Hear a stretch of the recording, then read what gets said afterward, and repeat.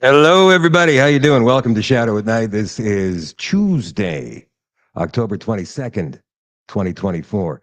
Is it the end for Justin Trudeau? Is it the end? One liberal MP said, "Well, I'm going to get myself some pop and popcorn, sit back and watch the show tomorrow morning." Tomorrow morning is the weekly Liberal caucus meeting. And you can bet that all of the cronies from the left wing corporate media are going to be outside that room waiting for all of the MPs to exit when it's over tomorrow and ask them, "Hey, what happened in there? What happened? Did you confront Trudeau?" Well, one Liberal MP who asked not to be named, and so they didn't name him or her, said, "I certainly hope the Prime Minister isn't looking at this as confrontational." We're not threatening him in any way. We're just telling him that we think he should step down. And if he doesn't, well, I don't know. You see, that's the thing. These people, except for three of them have gone public, but the rest, 47 or 37 or 27 or 17, however many there are all kind of hiding behind a tree, hoping that the others sort of deal with it for them. A lot like what's been happening in the freedom movement, not with everybody, but with a lot of people. Well, you know what? I'm just going to close my eyes and cover my ears and hope that somebody else can deal with the problem until it goes away. That's what I've been finding with this land use 15-minute city thing. People just don't want to. Now, I'm not saying everybody, because right now you're sitting there watching this going, "I've been to those meetings. I understand what's going on. How dare you insult me like that?" That's not what I'm saying. I'm talking about the people who know what's going on, but then find an excuse to not show up or not do anything. As simple as writing an email to their MLA or their MP or their city or town councilor to let them know they're not satisfied with the way things are going or not going to vote. There is a race in a riding in British Columbia that is separated by 20 votes, and there's a recount that's scheduled to begin Sunday and Monday. Why can't they just do it already? Apparently, there's 49,000 uncounted votes that came from out of province and out of country for some reason that weren't counted on Saturday, this past Saturday, when the BC election was. And so we're going to cover that. We're going to cover the Trudeau situation. And some of you might be thinking right now, some of you guys, you're thinking, "Shadow, it's just a distraction." What's it a distraction from exactly?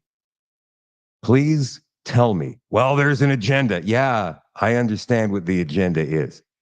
And every agenda has been localized to its jurisdiction. Australia is different. Like, they got the same agenda, but on a different timeline than we have. United States, same thing, but there's a few flies in the ointment for them down there. The European Union definitely is on some kind of an agenda. As a matter of fact, the UK government has quietly and clandestinely been trying to shut down Elon Musk's Twitter. And we've got the files to prove that for you coming up in about 20 minutes here on the Shadow at Night live stream, which, as always, is brought to you by Canada Nano Silver. CanadaNanoSilver.com. Toothpaste, multiple flavors. It comes in spearmint, it comes in cinnamon, it comes in bubbleberry for the kids. Actually, it's not just the kids, it's for all of us. Let's be real here. Naturally whitening helps keep your teeth clean with triple action nano silver. Silverceuticals made from only the highest quality ingredients. This unique toothpaste is kid safe and uses powerful natural ingredients. Triple action nano silver helps clean your teeth, promotes healthy teeth and gums, then above ground. Mind Coral Calcium helps to scrub and remineralize your teeth. Again, this is the toothpaste in cinnamon, spearmint, and bubbleberry for all of us. Every person matters when it comes to bubbleberry toothpaste. CanadaNanoSilver.com. If you're looking for a retail location, you can find one right here. They're all across the country, over 30 of them on the retail locations tab on the website. And if you would like to become a retailer of these awesome products, get a hold of Kevin and Anna through the contact tab at CanadaNanoSilver.com. Again, that is CanadaNanoSilver.com. And don't forget, they're going to be at the Saskatoon Health Expo this coming weekend. All right. Oh, you know what I haven't done for the past, well, last week I was off except for Friday because I was sick with this thing that's going around, but I haven't actually said hello at the beginning of the show lately. People have reminded me of that via email and direct message in the last couple of days. And so, okay, RJ is watching on YouTube tonight. Hello, RJ. Stefan is watching in Belleville, Ontario. Hello, Amanda. Hello, Eduardo. Alan's watching tonight. Julie, hello. Lynn, Tony from Calgary. Lulu is watching. The capital. Oh, you're in Ottawa. Okay, Randolph is watching tonight. Kevin, hello. Marty Martin watching from Elmira, Ontario. Tiss is Ottawa. That's almost as bad as Donald Trump making a joke about Arnold Palmer's junk the other day. Did you see that? The lefties got so upset about that. Who was it on CNN? Jake Tapper was just losing his mind about that joke. And the reason Trump did it was because he was in Latrobe, the birthplace of one of the greatest golfers of all time. Kind of one of those locker room stories. Gerald is watching in St. Adolphe. Hello, Jonathan, watching on YouTube tonight from Newcomerstown, Ohio. Joanne's watching in Vancouver. Tommy is watching. Make That Tammy is watching just south of Roblin. All right, you guys, wherever you're watching, whatever platform you happen to be watching on, please get this out there. Like and share. Smash that like button. Do what you have to do. Let's get as many eyes and ears on this show as we possibly can. Hello to all the Rumbles watching tonight. Uniacke in Maryland, 1954. Susie Q, Esky Dogs, more Joe, Lone Arnie. Aw, poor Lone Arnie in White Rock. Cindy, Patricia, you guys know what to do over there on Rumble as well. All right, let's get down to it. First things first, we have video of Pierre Poilievre clashing with Justin Trudeau today in question period in the House of Commons, and here's what happened. Mr. Speaker, we now learn there are about 40 Liberal MPs that believe that this NDP Liberal Prime Minister is not worth the cost, crime, and corruption. But there's this strange rule in the Liberal caucus that you need to have permission from the Prime Minister to speak at the microphone. So a Liberal MP wanted to get up and say quadrupling the carbon tax is a bad idea, or doubling housing costs is making people homeless. They can't do it. Will the Prime Minister lift the gag so his Liberal MPs can say to his face that he's not worth the crime, the cost, and the corruption?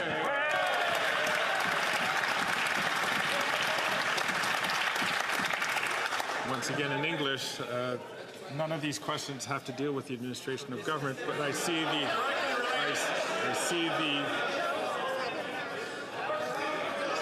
order. I see that the Prime Minister is rising to his feet. The Right Honourable Prime Minister. Mr. Speaker, it seems that the Conservative leader is confusing rules that apply within his Conservative caucus to rules that we have in the Liberal Party. Isn't that the adult equivalent of saying, I know you are, but what am I? The reality is, Mr. Speaker, we see at which point the Conservative leader is simply focused on playing politics and gaining power. That's why he wants to talk about things that are not having to do with delivering for Canadians. He doesn't want to talk about the fact that close to 1 million Canadians will be receiving dental care because of our Canadian dental program that he says doesn't even exist and that he's voted against every step of the way.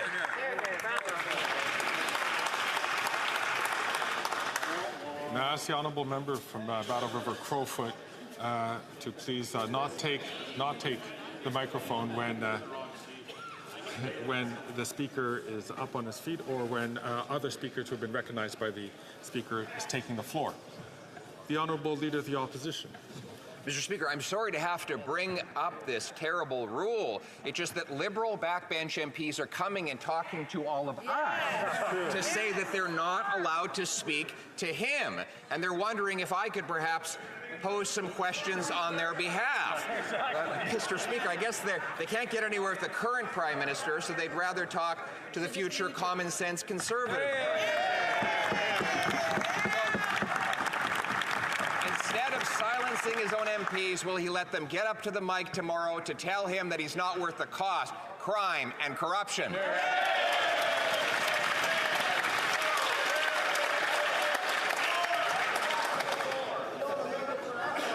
The Honourable Leader of the Opposition.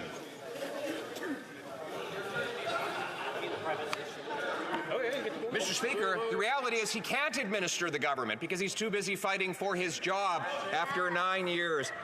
Even if his MPs know it. He broke immigration, he doubled the debt, doubled housing costs, doubled crime, doubled the cost of living in a home. He wants to quadruple the carbon tax that's already forced 2 million people.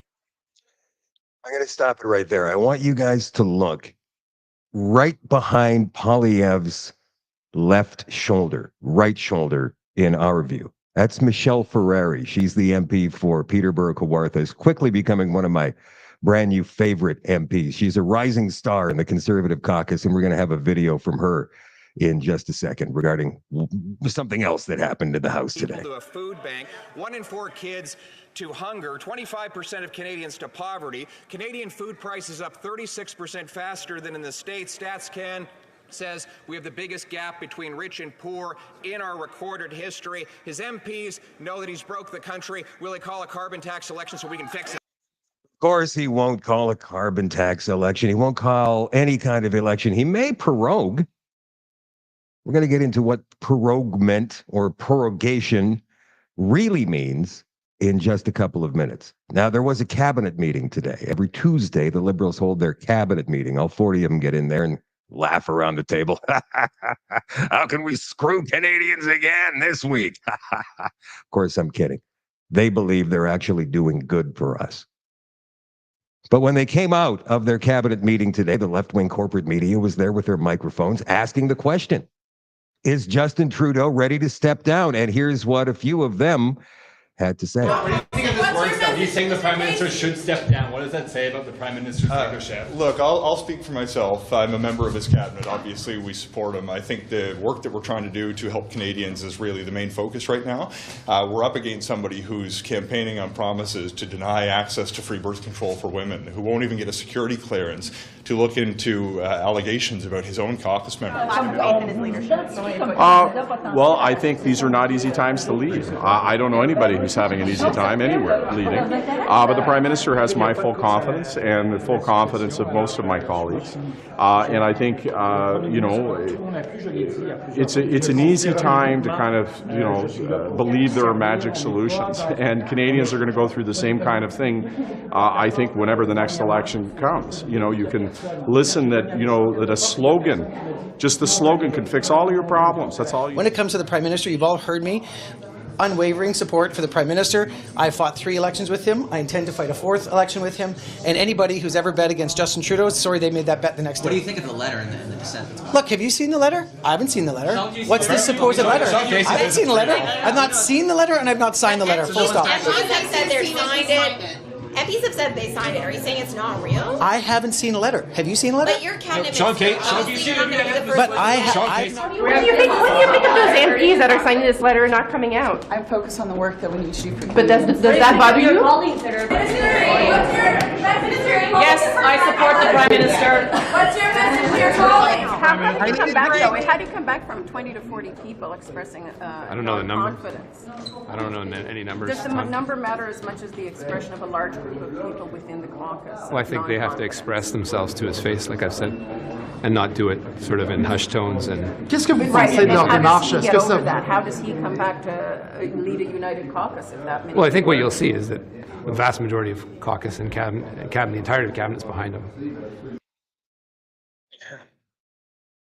So how will they present this to Trudeau and the cabinet tomorrow? These dissidents, these rogues, these rabble-rousers on the backbenches of the Liberal caucus. How are they going to do this?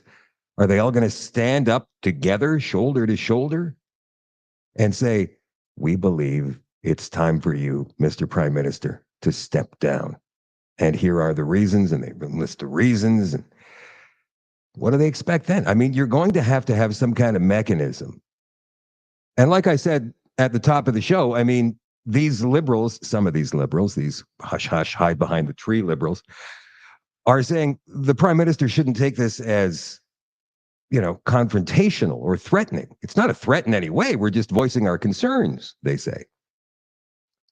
But if you have been planning this palace coup, is what it sounds like to me, for the past week and a half at least, probably longer, probably through quiet hush-hush rocket mail accounts or something like that, where nobody knows, nobody can find out. It's not an official parliamentary email address. You're just kind of, trading, and you're using a fake name probably, Blobby Bobby 68 at rocketmail.ca.com, whatever. So you can stay as hidden as possible. How is it that they don't say, unless you do this, we have to have something. Are they going to threaten? Are they going to say, we'll just not vote with the government during the next vote of non-confidence? We're not going to vote against you, but we're not going to vote at all. We'll abstain. They have to have something.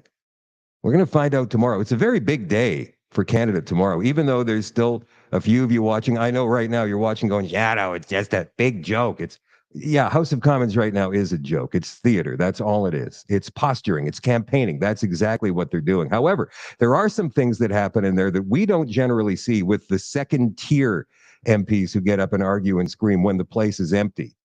And Michelle Ferreri is one of those MPs, quickly rising star, as I pointed out a couple of minutes ago. But here's a walk and talk she did today to give us a little bit of inside. Hey everyone, Michelle Ferreri here, Member of Parliament, Peterborough Cortham, Parliament Hill, and I'm just leaving question period. You know, when I'm out and about in the community, people say, I don't know how you do it. You know, we watch question period from home and it's just so frustrating. And yeah, it is beyond frustrating as well. And so I want to share with you what happened today in question period. It's really bright, so sorry if I'm squinting. So, our Conservative Member of Parliament, who is a fierce fighter for public safety, Raquel Dancho, got up in the House of Commons and asked a question around, calling out Justin Trudeau on his wacko tweet that he did yesterday. So yesterday, Justin Trudeau tweeted, 2 years ago today, we froze the handgun market and stopped handguns from being bought, sold, or transferred anywhere in Canada. And the Toronto Police Association quote tweeted that and said, criminals did not get your message. Our communities are experiencing a 45% increase in shootings and a 62% increase in gun-related homicides compared to this time last year. What difference does your handgun ban make when 85% of guns seized by our members can be sourced to the United States? Your statement is out of touch and offensive to victims of crime and police officers everywhere. Whatever you think you've done to improve community safety has not worked, Justin Trudeau. That is the Toronto Police Association's rebuttal to Justin Trudeau's completely out of whack comment yesterday. So then what happens? Well, one of the Liberal members of Parliament stands up in the question period to answer Raquel Dancho's comments. And you know what she says? She says, now the Conservatives are touting gun lobbyists. So she literally called the Toronto Police Association gun lobbyists. It was disgusting. I'll be sure to share the video so you can see it, but it is unbelievable how out of touch. I hope that Liberal MP, who is one of the most vile in the House of Commons, never has to rely on the police, that she's not one of the victims where violent crime has increased 150% under Justin Trudeau, where sexual assaults have increased 75%, where 50% of the people who are creating violent repeat offenses are out on bail. Unbelievable. Oh, this can't go on. Vile Liberal MP woman. Who could that be? There's so many to choose from. I can't. Why wouldn't she name names? You name names. All right. What could happen next after this confrontation at the caucus meeting tomorrow? I actually found this article from Politico to be strangely enlightening, or at least informative for many of us who don't exactly know what the next moves might be. So here are 5 ways they say it could go for Trudeau. Number 1, he plays for time. A federal election is expected at some point next year. Duh. There's a fixed election date law. You don't know that? I mean, Politico? You don't know that, really? High stakes for Trudeau. No prime minister in the past 100 years has won 4 consecutive elections, so what Trudeau is attempting is deemed a long shot by history books. In a recent interview, he said he hoped to close out his career by earning a vote from his son, who turns 18 next year. This is something we need to think about in the future. Once we win this whole thing that's going on right now, this whole global thing that's going on right now, no more Trudeau's ever in the Canadian government. Hopefully, we get to October of next year because my son, my eldest son, who was in utero while I was running for the nomination, will be old enough to vote for the very first time in the next election. So that for me is a beautiful bookend, Trudeau said. It'll be a hard dream to pull off. Duh. Voters in Canada typically tire of their prime ministers around the 9 to 10 year mark, with Stephen Harper, Brian Mulroney, and Jean Chrétien roughly getting to that time frame. Trudeau may have moves to play, but he's out of runway. So, does he shuffle his cabinet? He's going to have to, because 4 ministers are stepping down. What's next? Canada's election will be all about change. Change. Liberal lawmakers know they will need to convince voters their government deserves a 4th term. Trudeau has the option to prorogue Parliament, to pull the plug on the current session. This play would cause government, pause government work, kill work on legislation not yet passed, and wipe the slate clean at committees. It's a move that would put caucus meetings on ice and make it more difficult for Liberal MPs to mobilize. If the House is not sitting, MPs can't vote, thus delaying any no confidence measures that could defeat the PM and his cabinet and trigger a federal election. Parliament would return with a speech from the throne, which in and of itself would require a vote of confidence or not confidence, something like the State of the Union address in the United States that offers Trudeau another chance to sell Canadians on his government's vision. Now, the other ones, Trudeau resigns, Trudeau hits pause, then resigns. Trudeau stays exactly where he is. I believe he's going to prorogue. I think he is going to prorogue. So, what are the effects of prorogation? Prorogation of a session brings to an end all proceedings before Parliament. This comes from ourcommons.ca. This is the procedures manual, pretty much, from our government and the way it operates. With certain exceptions, unfinished business dies on the order paper and must be started anew in a subsequent session. Well, that's interesting, because there's a lot of bills in play right now that are coming dangerously close to getting royal assent that they need to go.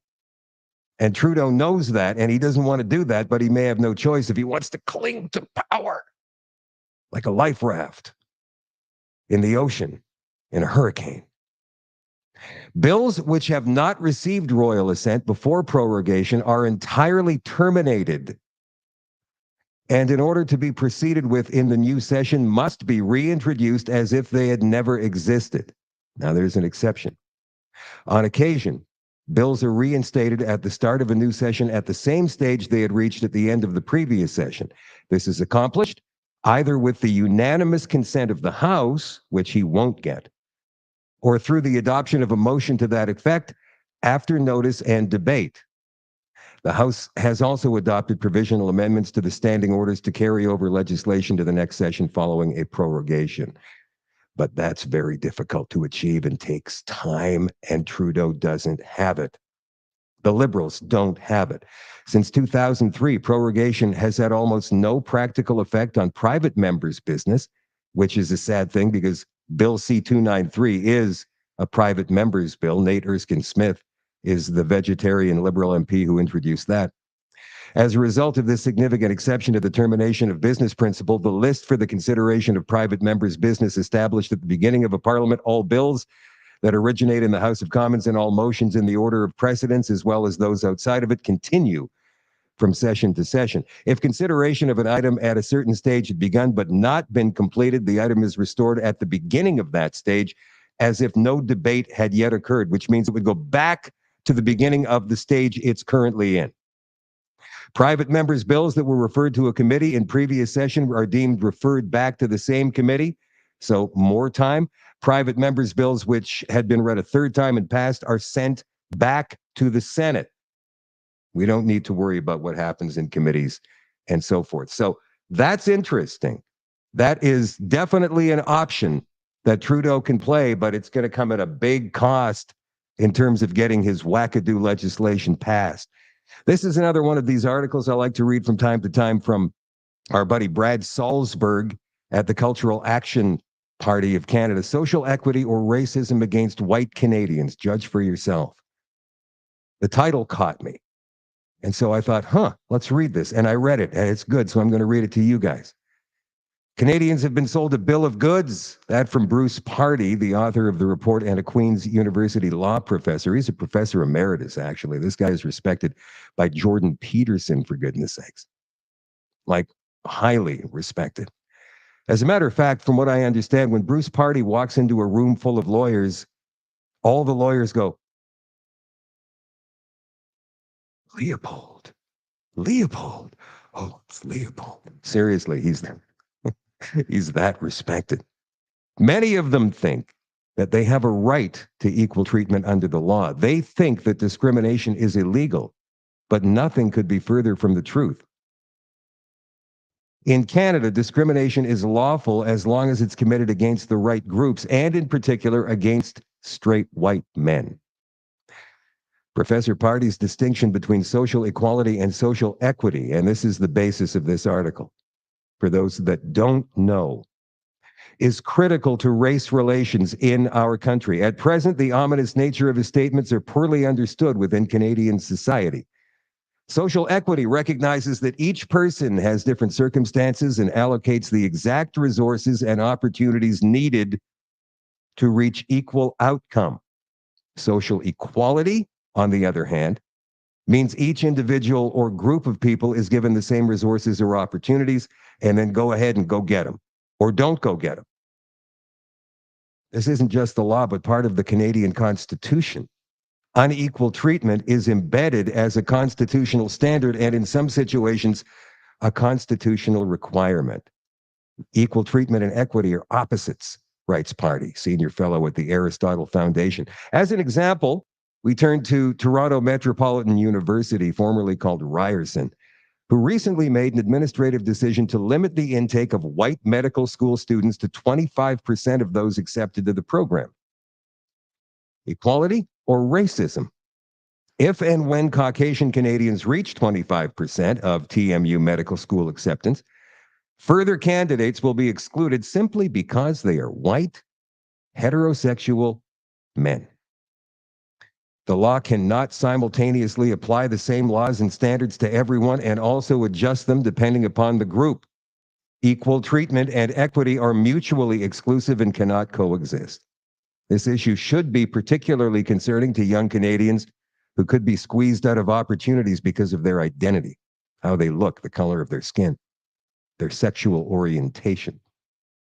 Is it a hyperbolic statement to suggest that TMU policy emulates Nazi-era racial prejudice? In April 1933, the law restricted the number of Jewish students at German schools and universities. In the same month, further legislation sharply curtailed Jewish activity in the medical and legal professions. Back on contemporary Canadian soil, we learn the following. While the American Constitution sets out limits on the powers of legislatures, Pardy writes, for most of its history, Canada did not have an equivalent. In 1974, the Canadian Supreme Court underscored this point by saying that while citizens are entitled to the application of law in a neutral way, lawmakers are not curtailed from drafting unequal laws. Want to know what this spells for Canadians of European heritage? Trouble. That's what. The source of inverted racism against Anglophone Canadians is the Canada Research Chair Program. The current opening for a Canada Research Chair in Physics at the University of New Brunswick will not accept applications from white men. Similarly, white people can't apply to Dalhousie's opening for a chair in industrial engineering. Many more such cases exist. To justify the prejudice against white Canadians, academia referenced the following. We pursue policies that were established in law by the federal court and subject to a mediation that was overseen by the Canadian Human Rights Commission. Those policies are contained in an addendum to the program and are set to ensure that by the year 2030, interesting, the Canada Research Chairs program will look more like Canada. How the woke vengeance seekers love this one. Knowing that whites are on a demographic decline, they plan to push this to the limit. Down the road, let's say when whites comprise 20% of our demography, these communities will be limited to 20% of employment opportunities within Canada's university system. bringing about an obvious question. What if the policy doesn't apply exclusively to schools, colleges, and universities? What if, Lord help us, these policies permeate every government-related job sector in Canada?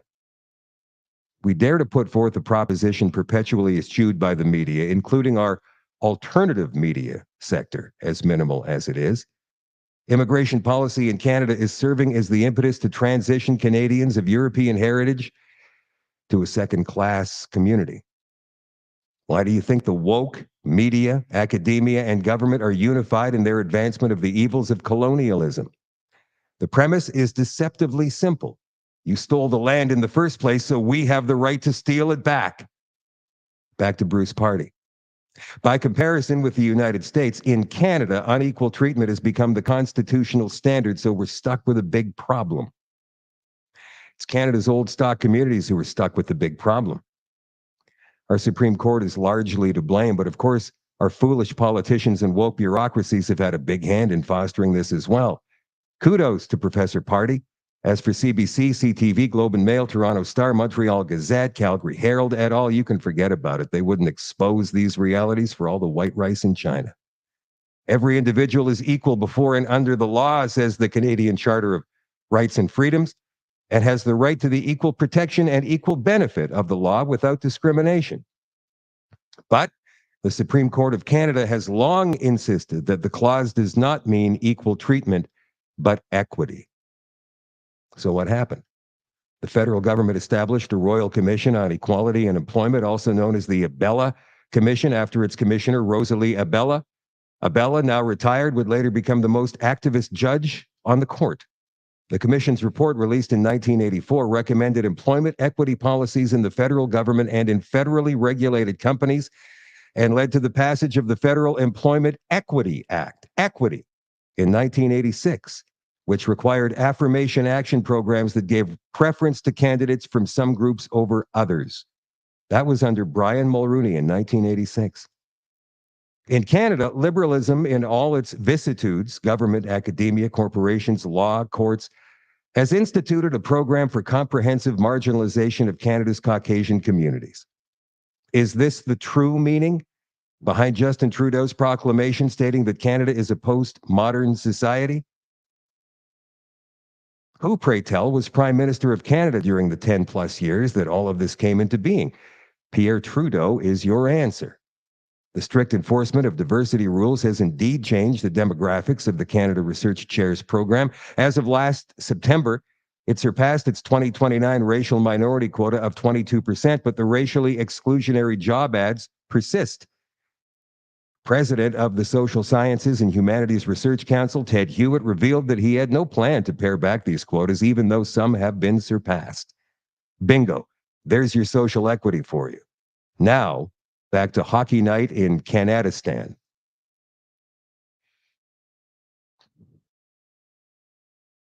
I am certainly hoping that a conservative government will do something about this. But that means actually going back and opening the Constitution. And there's a lot of work that needs to be done on that Constitution, the Canadian Charter of Rights and Freedoms, all of that stuff. But once that Constitution is opened and all the provinces get involved, you never know what's going to happen. And Poilievre has never once mentioned anything about doing that at all. As a matter of fact, I don't think it's been brought up since the 90s, and it definitely needs a look.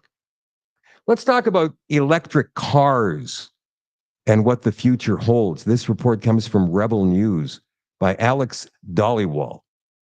The Trudeau government's electric car mandate, and by the way, hang on just a second, my chair is sinking. Oh, there we go. That's better. Feel better, feel taller.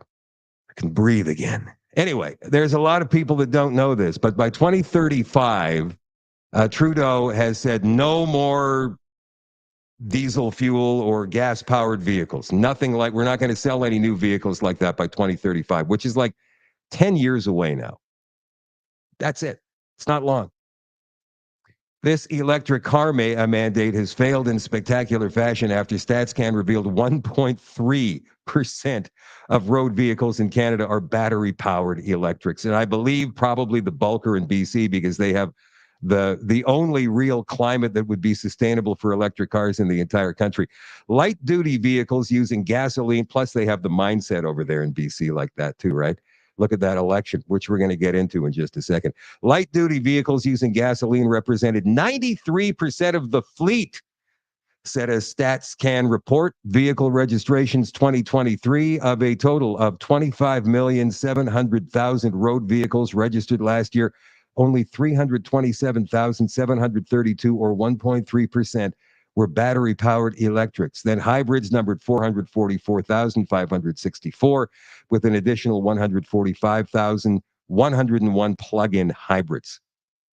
Again, Cabinet has said they require that electrics account for 100% of new vehicle sales by 2035.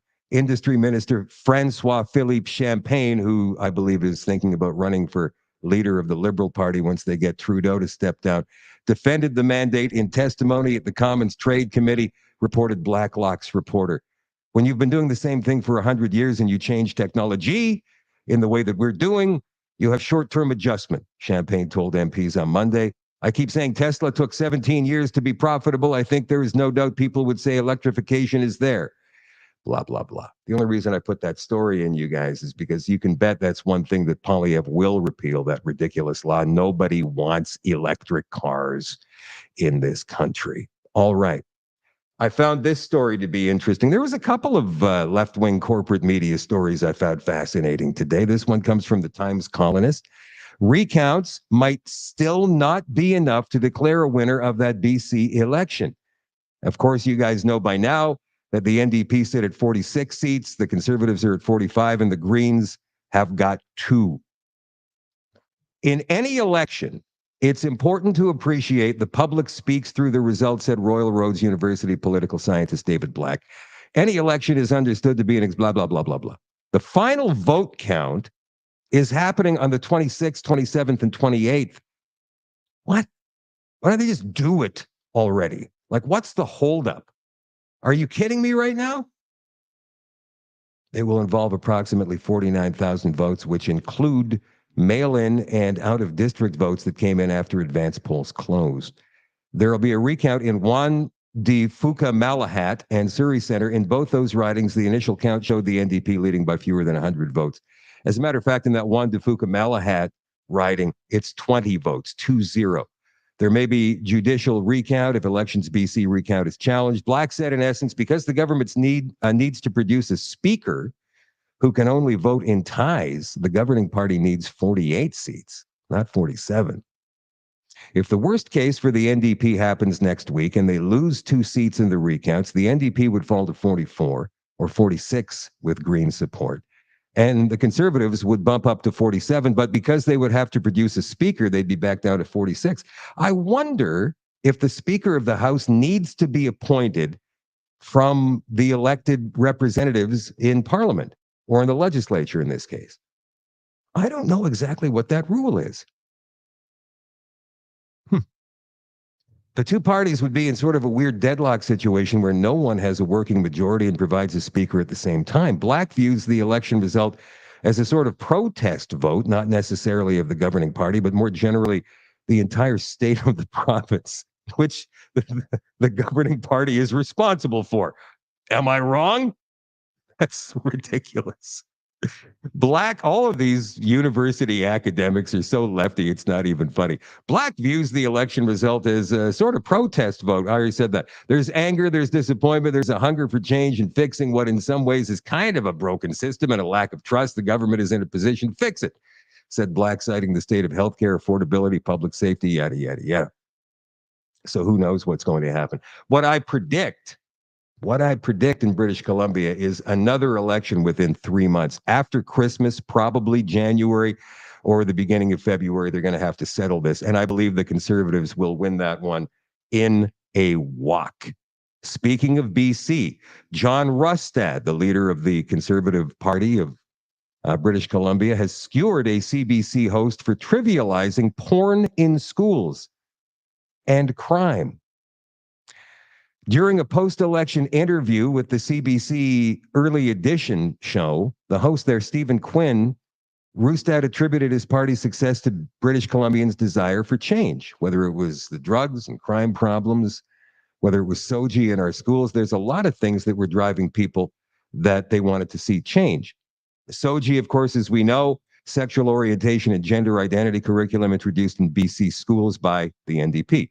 Quinn pushed back, the CBC host, against Roustad, claiming that bringing up crime and SOGI were these people are so out of touch. It's not even funny any longer, but I still laugh. It was just ways to scare the public into voting for his party. Excuse me? Roustad said parents in British Columbians were already concerned about their kids' safety without him needing to say it. When you look at also, quite frankly, the pornography that's in our schools, that's a question, I think, that the electorate looks at and says they don't find that acceptable. In response, the CBC host asserted there was no pornography in the SOGI program. Still, after pushback from Roustad, who told Quinn to show the books that have raised concerns from the community on their program to let the viewers decide, Quinn admitted that the books were made available in schools, but not part of the curriculum. And Roustad said, well, they came from that SOGI initiative. Okay, fine. Let's go to something that happened in BC Parliament not so long ago, a couple of months ago. MLA for South Abbotsford, Bruce Banman. Watch this address. This is absolutely incredible. I stand here today as a distraught father and grandfather.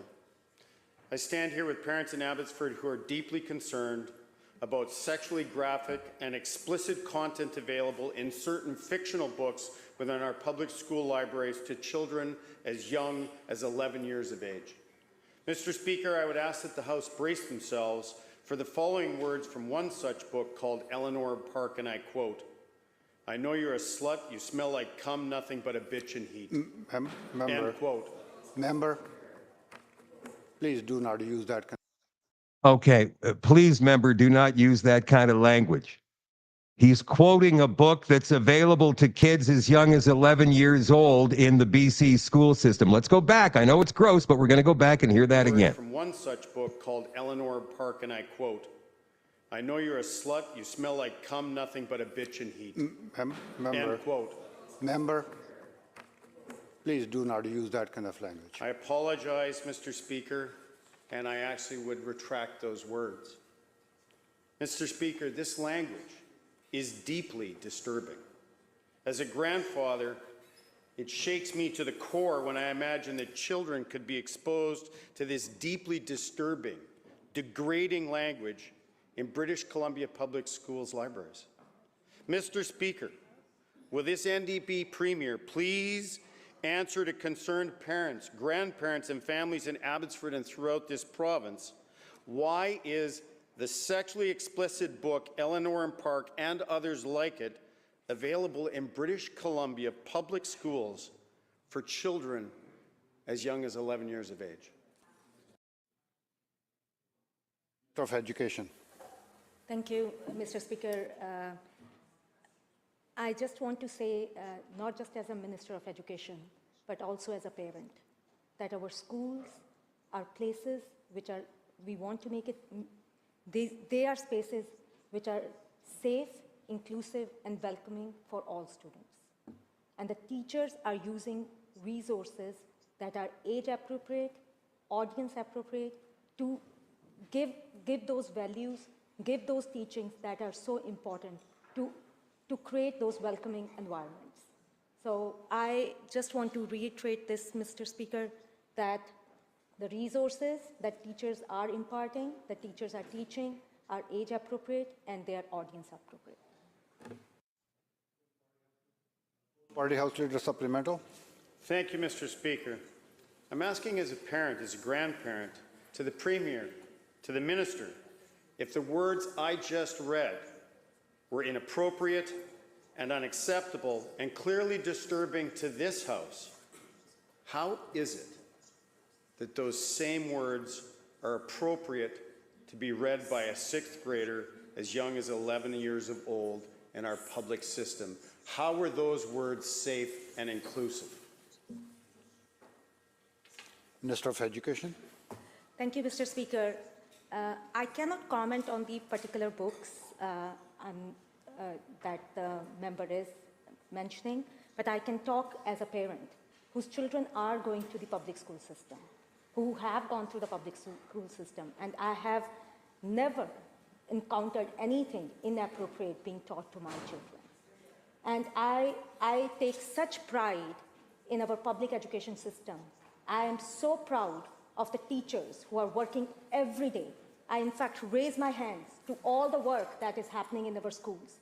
Our schools are very diverse places. Okay, that's enough of that. I mean, how do you defend the indefensible? She's trying to do that right there, and she's failing miserably. And I believe that every resident, every adult resident, every BC resident of voting age needs to see that little 2-minute clip there, and they'll know how to vote in the next election. They absolutely will. And by the way, the same things are going on all across the country regarding these books in public schools, and it's absolutely atrocious. There was an election yesterday in New Brunswick, and the Liberals won a majority government there. They beat Premier Blaine Higgs. Now, I don't count this as a great loss.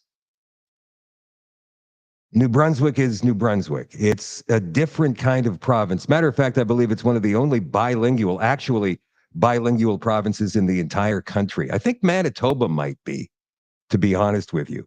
But I know that New Brunswick definitely is a bilingual province. Quebec is not. It's French only. And then every other province is English only, except for New Brunswick. Anyway, and they've got a significant French population in New Brunswick, and they vote along the same lines as Quebecers do. But instead of the Bloc Québécois, they replaced the Bloc Québécois as a protest vote with the Conservative Party. So this is not necessarily, in my opinion, a vote against Blaine Higgs and what he stands for, as much as it's just kind of a vote against the protest party. Now they want to go back to normal. Like when they talk about the Federal Liberal Party being the natural governing party of Canada, we know that's not true, at least not for Western Canada. But for those in the East, especially in the Maritimes, that is a tradition that goes back to the founding of this country in 1867. However, this particular CTV pundit would have you believe it's because of Blaine Higgs and his extremist right-wing values. Watch this clown. And Scott Reed, he is our CTV News political commentator. Scott, good to have you with us. Susan Holtz has become New Brunswick's first female premier. Is this about what the Conservatives have done wrong or what the Liberals are doing right? A little of both, but mostly the former. And in that, there's some lessons and some clues about what might else come in politics in the months to come. Look, Blaine Higgs had been in power for a little bit. He was always the sort of leader and sort of premier that split opinion, hard to the right, originally with the Confederation of Regions Party. So, he literally was the sort of leader you either were for or against. He'd been in power for a time. And as we know right now, there's a pretty substantial anti-incumbent mood. Against all of that, Susan Holt really did position herself as a breath of fresh air. She's only been involved in politics really for the past year, only been in the legislature for the past 8 months. And really, as your point, as your report mentioned, really zeroed in on healthcare. And I think that was in many ways the secret to her success. She made it clear that that was her top priority, whereas Higgs, it wasn't obvious that it was. And I think that harmed him at the ballot box. The Liberals winning a majority, was that expected? It's really hard to read the tea leaves on this one. There isn't a lot of accurate polling that comes out of New Brunswick, not a lot of it done, period. And that, which does occur, can be difficult to rely upon because the province is so divided between French and English ridings, and it really makes it a peculiar and interesting place to practice politics, and very dangerous for us pundits who are trying to make predictions. But I think by the end of the campaign, there was a clear view that Higgs's campaign was sagging, the Holt was on the march, and here we go. As you say, it's a historic win. We've never had a female premier in the province of New Brunswick before, and big change on election night. Now, Higgs made that controversial decision last year to require teachers to ask parents before they use the preferred pronouns of transgender students under 16. How is that controversial? You see, that is where the left-wing corporate media is coming from, that confirmation bias that somehow complete and total logic and everything that goes along with the Canadian agreement that we've always known since we were little kids is now somehow controversial. Have they been brainwashed or are they told to say that stuff? I still don't know the answer to that, and it's frustrating, but let's continue. And Susan Holt promised Liberal government would change that policy. Do you think that resonated enough with voters in order for this change to have happened?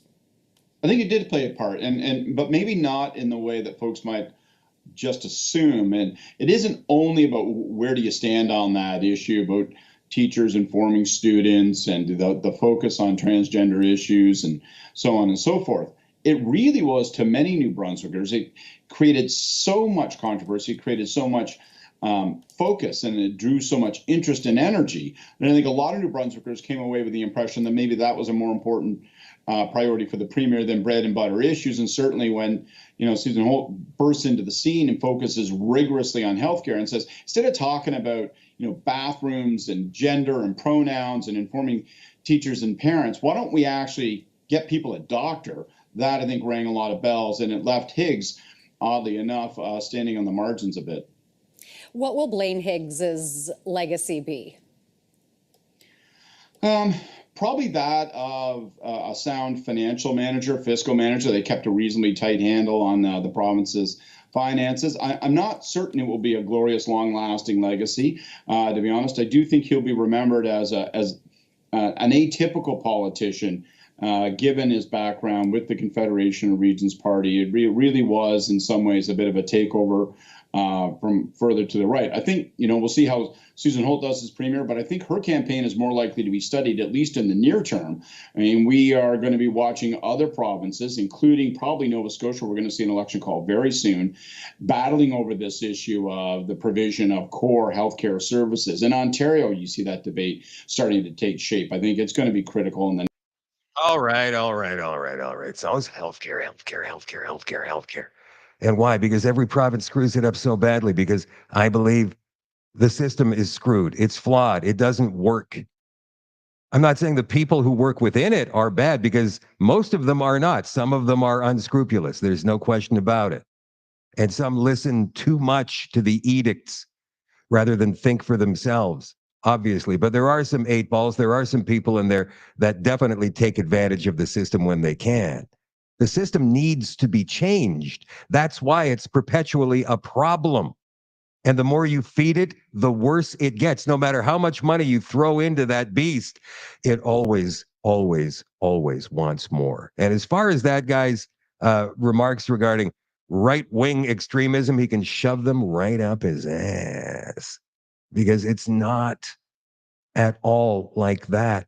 It's normal people who are right down the line, logical thinkers, who are now being painted as these radical extremists simply for following the values. We're going to put that guy back on. Simply for following the values that we have learned and cherished our entire lives. It's absolutely incredible. All right, what else have we got for you guys tonight? Quickly, before we move to the extension on shadowdavis.com for you all access members. This one you might freak out about a little bit. As far as we know, aside from some elder care homes across the country, so far, this is the only institution that I've heard of, and I did some research on this afternoon, that has gone as far as reinstating this masking requirement, this Toronto Hospital Network. So here we go. The University Health Network is making masks mandatory as respiratory illness season ramps up, starting on the 28th. When is that? Next week. Because right now, I mean, if it was such a problem, you'd say, nope, put them on right now. But nope.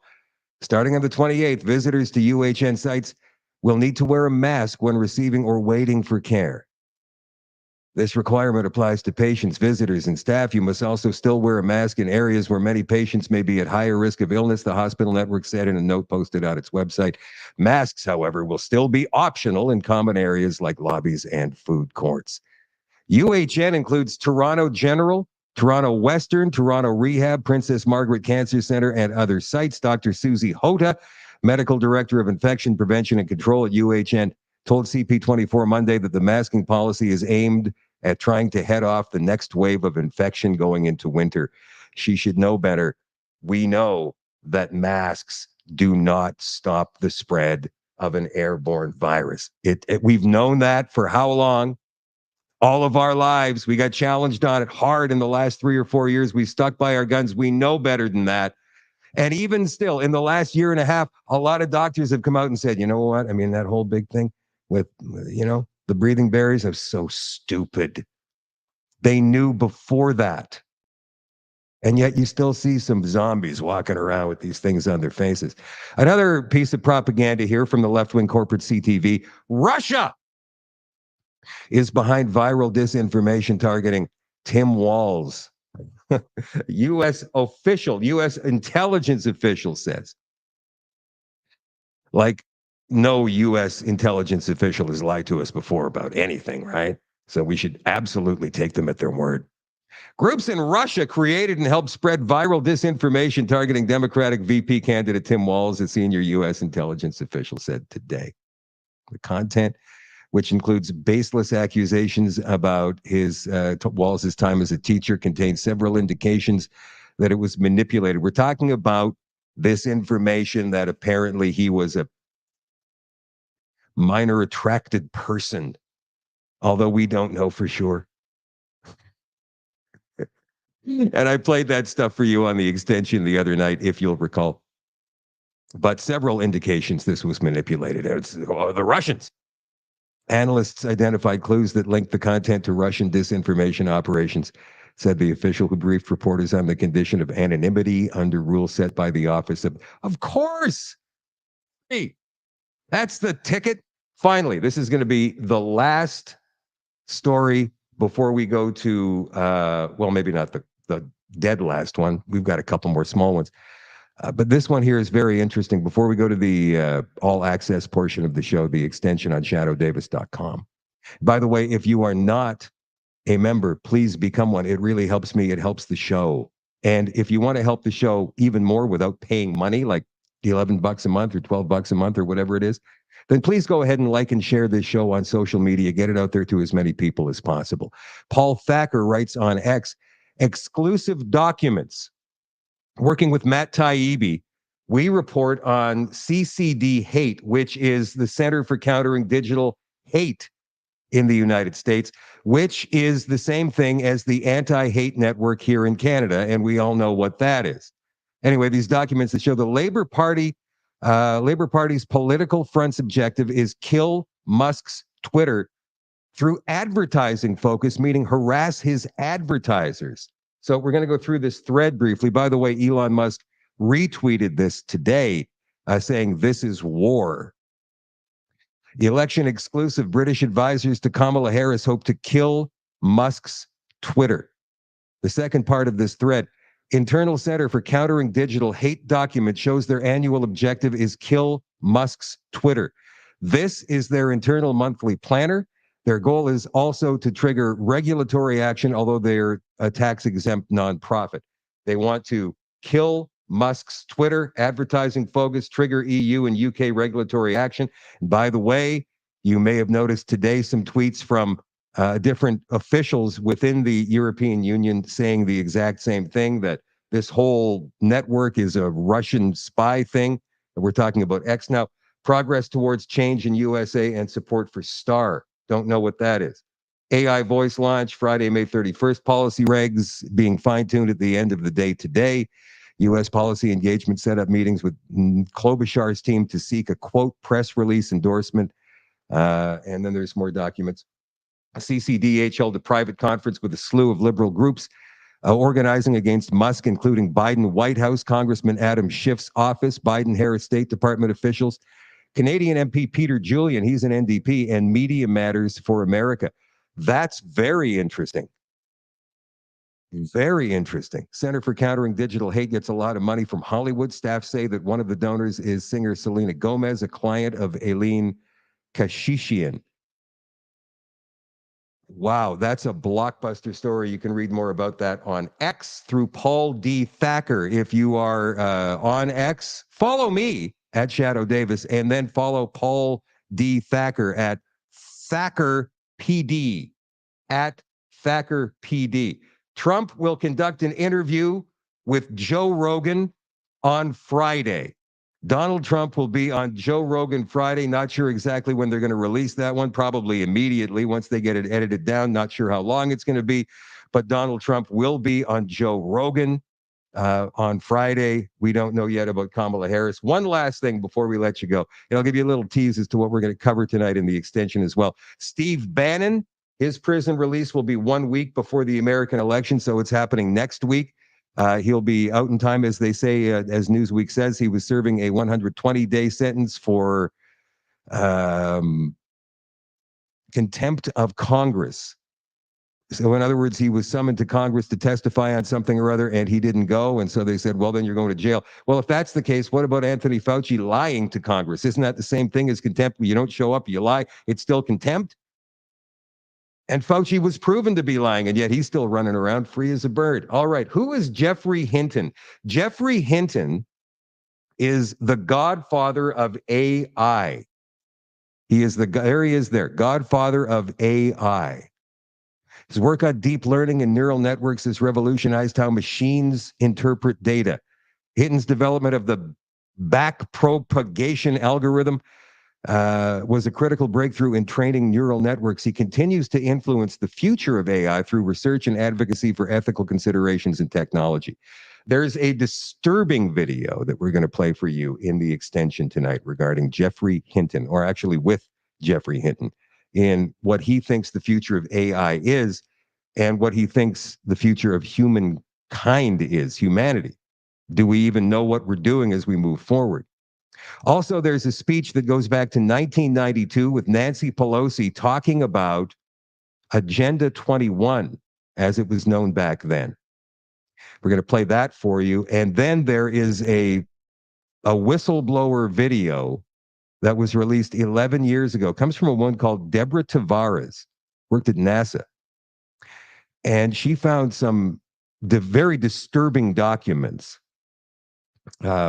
during her time there, and she blew the whistle in 2013, and nothing became of it. But it rings more true today than it ever did. All this is coming up in the extension on shadowdavis.com in just a couple of minutes. For those of you who will not be joining us over there, I want to thank you for being here tonight and watching the show. Don't forget to like and share. Let's get this out to as many people as we possibly can. Please and thank you. And for those of you who will, I'll see you in a couple of minutes. Love you all. Appreciate you all. And I will see you very soon.